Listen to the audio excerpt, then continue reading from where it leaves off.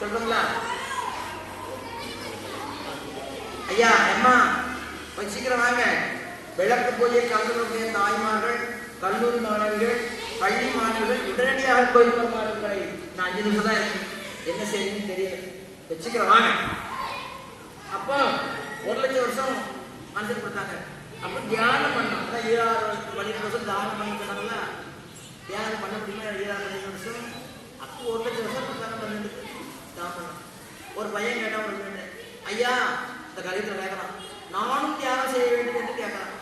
அவர் பார்க்காது, எப்பா நீ தியானம் செய்ய வேண்டும் என்றால் வாயை மூடி, கண்ணை மூடி, காதை மூடி, மூக்கு சுவாசத்தை வெளியிடாமல் கவனிப்பா.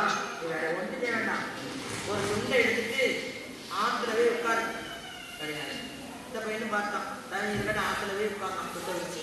ஏன்னா வாய் பேசக்கூடாது, கண் பார்க்கக்கூடாது, காது எதுவும் கேட்கக்கூடாது, மூக்கு வரக்கூடாது. அப்போ முதல்ல போய் வச்சுதான் வாயை முடிக்கவே உட்கார்ந்தான். ஒரு பெண்ணானவள் தண்ணி எடுக்க வரான். பெண்ணானவள் தண்ணி கொடுத்த எடுத்து வர ஒரு அழகான பெண் ஆட்டங்க வரும். உடனே சொன்னான், ஐயா இந்த மாதிரி தண்ணி கூட எடுக்க வர அளவுக்கு எடுத்து, சரி வாயை கட்டி, சரி வாயை கட்டி. மறுநாள் போவான், மறுநாள் போவான். என்ன இந்த பெண்ணானவள் பொடிசு கொண்டு ஜல் ஜல் ஜல் வாரா. கட்டால பார்த்தா காதால கட்டான். உடனே பார்த்தான், ஐயா இந்த பெண்ணு பொடிசு போட்டு வர. அப்போ காதை ரெண்டு அடைச்சிருக்காரு. காதை 3 நாள் வாரா, நல்லா அழகா சேலை கட்டி. உடனே கண்ணு வாரம் வச்சாதாம உடனே வாரம். ஐயா கண்ணால் பார்த்துறேன், கண்ணை கட்டி முடிஞ்சு வச்சு. 4ஆம் நாள் மல்லிகை. அப்போ முதல் நாள் எடுத்து வாயை கட்டியாச்சு, கண்ணை கட்டியாச்சு, காலை கட்டியாச்சு. 3ஆம் நாளுக்கு போட்டேன். 4ஆம் நாள் மஞ்சள் மல்லிகை போயிட்டு வரான்.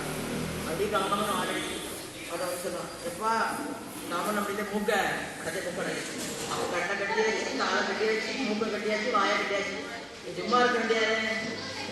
அடுத்த நாள் பார்க்கலாம். என்ன 5ஆம் நாள் இந்த பொம்பளை எத்தனை மணிக்கு வருவா? மனசு போச்சா, கண்ணு போச்சு, காது போச்சு, மூக்கு போச்சு, வாய் போச்சு, மனசு போச்சு. அப்போ இந்த 5 புலன்களை அடக்க வேண்டும். கோயில் கொண்டா கண் சுவாமியை வளர்க்க வேண்டும், காது நான் பேசுகிறேன் சொற்கொலை விளக்கணும், மூக்கு அந்த இறை சொல்லக்கூடிய மாலைகளுடைய அந்த வாசனை உற வேண்டும், வாய் இறைவனுடைய நாமத்தை பேச வேண்டும், மனமானது இறைவனை நினைக்க வேண்டும். எல்லாம் முடியுமா? 5 நிமிஷம் நம்ம சேர்க்கல சாயணும் அப்படின்னு கண்ணோட வாக்கு, காதோட கேட்கு, வாய் ஒன்று பேசு, நாக்கு எங்கடா நீ புரோட்டா சார் இந்த கோயிலில் கைட்டில் எங்கே வெங்காய சாப்பாடு எடுத்துட்டு வாய் ஏற்று மனசு நினைக்கிறீங்க எங்கே வரலாம், வீட்டில் கோயில் போட்டு எங்கேயாவது பவுண்ட் எடுக்கிறது. இந்த 5 புலன்களை அடக்கினால்தான் நான் இறைவனை அடக்கி. அதே மாதிரி இந்த வித்தி பூச்சி இருக்கலாம், இந்த வித்தி பூச்சியாவது அந்த விளக்க